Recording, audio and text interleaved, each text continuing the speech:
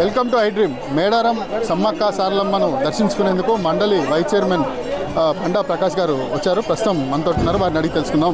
ఎట్లా ఉన్నాయి సార్ ఏర్పాట్లు? ఇక్కడ దర్శించుకోవడానికి వచ్చారు, ఎట్లా ఉన్నాయి సార్ ఏర్పాట్లు? బాగానే ఉన్నాయి. ఇంకా జాతర పూర్తి స్థాయిలో మొదటి కాలే కాబట్టి మొన్ననే అధికారులను సెక్టార్ వారీగా విభజించి ఇచ్చినారు. బహుశా ఈ 1-2 డేస్లో అన్ని ఆర్డర్లకు వస్తాయి. ఇప్పటికే చాలా పకడ్బందీ ఏర్పాట్లు అయితే చేసే క్రమం కనబడుతుంది.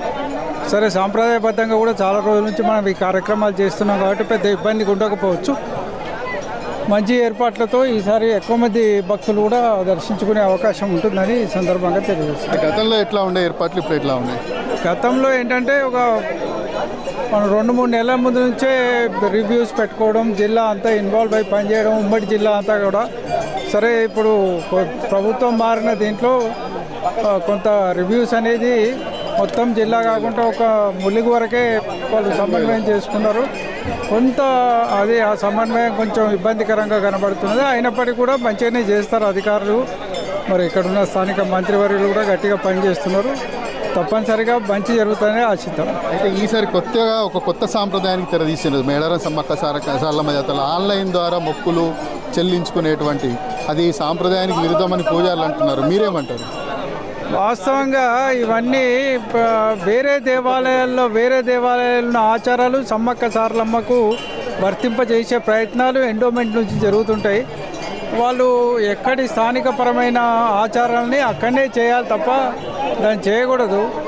వాస్తవంగా ఇప్పటికే ఇక్కడ ఎన్విరాన్మెంట్ కానీ మిగతా అంశాలు కానీ చాలా పొల్యూట్ అయినాయి. మనకు ఇది ఒక టూరిజం ఎండోమెంట్ లాగా దాదాపు జరుగుతున్న నేపథ్యం కూడా ఎండోమెంట్ టూరిజం లాగా అవుతున్నది. అట్లా కాకుండా బేసిక్గా సమ్మక్క సారక్కల సాంప్రదాయాన్ని మాత్రం పూర్తి స్థాయిలో గౌరవించాల్సిన అవసరం అయితే ఉంది. అంటే వెనుకట చాలా వరకు మాత్రం 2 సంవత్సరాల కోసం జరుగుతూ ఉండే, ఎడ్ల బండ్ల మీద ఇట్లా వస్తూ ఉండే, అంటే ఏర్పాట్లు తాత్కాలికంగా ఉండే. రాను రాను పెరిగిపోతూ ఉంది. ఇక్కడ సమ్మక్క సారలమ్మకు ఒక 2 సంవత్సరాలు కాకుండా రెగ్యులర్గా వచ్చిపోతూ ఉన్నారు జనాలు. కానీ తాత్కాలికమైనటువంటి ఏర్పాట్లే చేస్తూ ఉన్నారు, కానీ పూర్తి స్థాయిలో ఏర్పాట్లు ఏ ప్రభుత్వం కూడా చేయట్లేదు.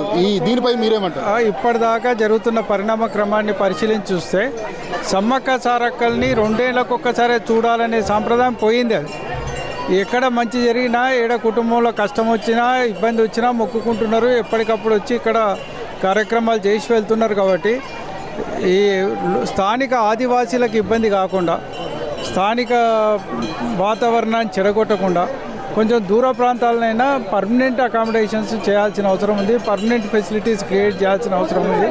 అది చేయడం వల్ల స్థానిక వాటిని కూడా పరిగణలోకి తీసుకురావాల్సిన అవసరం ఉంది.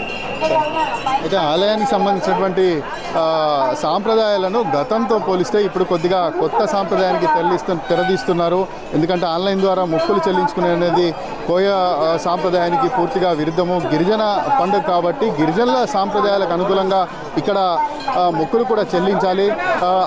అంటే ప్రతి 2 సంవత్సరాలకు ఒకసారి వచ్చేది కనుక, గతంలో ప్రతి 2 సంవత్సరాలకు ఒకసారి కనుక మీ జాతర నిర్వహిస్తుండే. ఇప్పుడు ప్రతి రోజు కూడా వచ్చిపోతూ ఉంటారు కనుక తాత్కాలికమైన ఏర్పాటు కాకుండా పూర్తి స్థాయిలో ఏర్పాట్లు చేయాలి.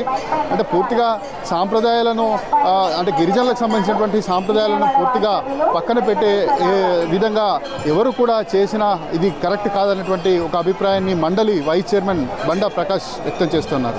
వీడియో జర్నలిస్ట్ ఉపేంద్ర మోత్కూర్తో Shravan, I dream news, Medaram Sammakka Sarakka జాతర నుంచి.